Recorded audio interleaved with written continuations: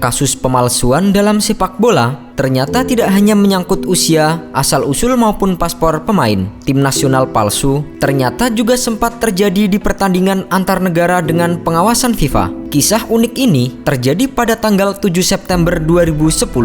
Saat itu, pertandingan mempertemukan antara timnas Togo melawan Bahrain. Awalnya, semuanya berjalan biasa-biasa saja ketika kedua kesebelasan memasuki lapangan pertandingan. Wasit yang memimpin pertandingan maupun perwakilan FIFA serta AFC juga tidak menemui kejanggalan dengan laga tersebut. Namun, masalah mulai muncul ketika wasit meniup peluit dimulainya pertandingan. Bahrain sangat leluasa mengobrak-abrik pertahanan Togo. Para pemain timnas Togo terlihat tidak mampu menendang bola dengan benar saat mengumpan maupun melakukan eksekusi. Dengan tanpa perlawanan, Bahrain mampu mencetak 3 gol tanpa balas. Melihat jalannya pertandingan, pelatih Bahrain saat itu Josef Hikesberger merasa heran dengan tingkah laku para pemain Togo. Pria asal Austria tersebut semakin melihat kejanggalan ketika para pemain Togo ternyata tidak sanggup bermain selama 90 menit. Kepada awak media seusai laga, Hikesberger menyebut ada yang tidak beres dari skuad timnas Togo.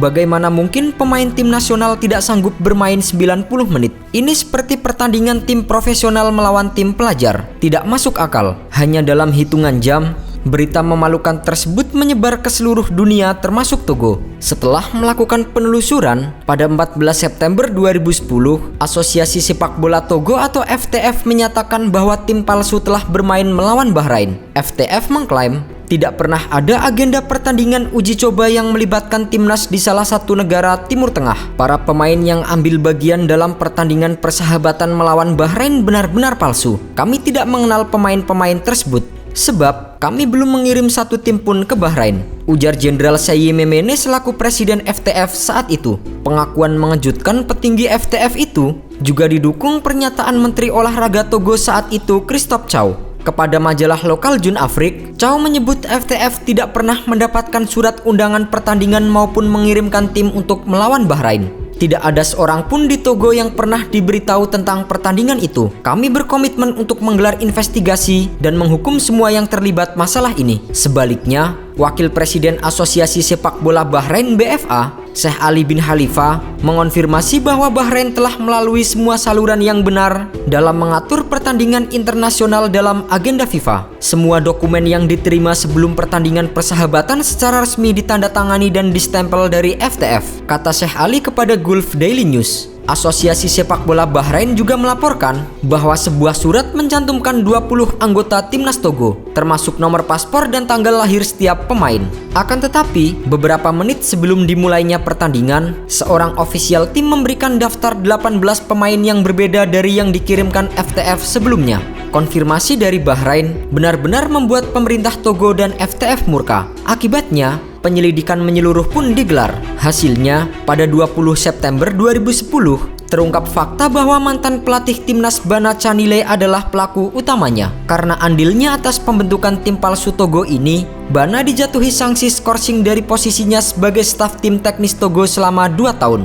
Dari hasil pemeriksaan awal, sejumlah bukti ditemukan penyelidik dari Federasi Sepak Bola Togo, seperti pemalsuan tanda tangan dan penyusunan tim dari pemain yang tidak terkenal. Tanda tangan yang ada dalam surat izin federasi juga dibuat oleh orang yang tidak lagi bekerja di badan tersebut. Dalam investigasi itu, FTF juga mendapatkan fakta bahwa Canile bekerja sama dengan sindikat pengaturan skor dari Singapura. Motifnya murni karena uang. Jumlah uang tersebut diperkirakan antara 60.000 hingga 100.000 US$.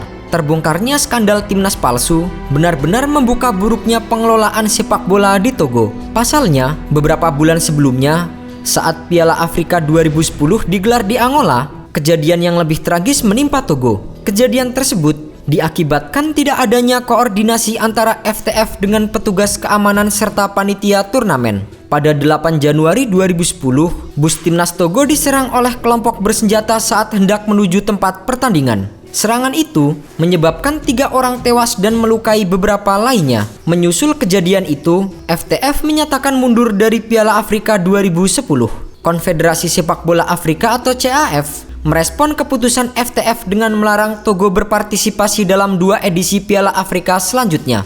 Tak hanya itu, Mereka juga dijatuhi sanksi denda sebesar 50.000 US dollar. CAF beralasan, keputusan mundur diambil oleh otoritas politik pemerintah dan bukan FTF selaku asosiasi anggota FIFA. Akibat peristiwa tersebut, Emmanuel Adebayor mengumumkan pengunduran dirinya dari sepak bola internasional pada 12 April 2010. Tapi, pada 22 Maret 2011, ia mengumumkan kembali bersedia membela timnas.